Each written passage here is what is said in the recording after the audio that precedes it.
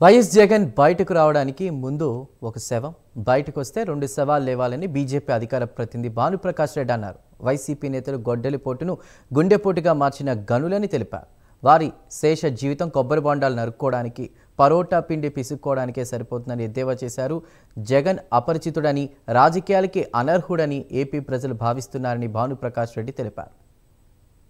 రాజకీయాలంటే ఆదర్శంగా ఉండాలి, కానీ జగన్మోహన్ రెడ్డికి మాత్రం రాజకీయాలంటే అరాచకంతో మొదలవుతుంది.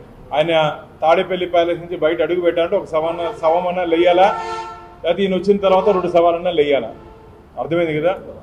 జగన్మోహన్ రెడ్డి బయట రావాలంటే ఒక శవం లేయాలా, లేకపోతే ఈయన వచ్చిన తర్వాత యాత్రలో 2 శవాలన్నా లేయాలా? ఏందయ్యా జగన్మోహన్ రెడ్డి, నిన్న వచ్చినటువంటి నీ ఓదార్పు యాత్రలో ఎవడో ఒక పిచ్చోడు 2029లో మేము అధికారంలోకి వస్తే మేము నరుక్కుంటా పోతాం, గంగమ్మ జాతర దగ్గర నరుక్కున్నట్టు అని చెప్పి వాడు ఒకడు మాట్లాడితే పిలిచి మందలించకుండా, వాడికి గడ్డి పెట్టకుండా దాన్ని నిన్న మళ్ళా నువ్వు సమర్థిస్తావా? అసలు ఏమనుకుంటున్నావు నువ్వు? రాజకీయాలంటే గొడ్డల పోటుని గుండు పోటుగా చేసినట్టు గొప్పవాళ్ళు మీరు, గొడ్డల పోటుని గుండు పోటుగా చేసినట్టు గొప్పవాళ్ళు మీరు.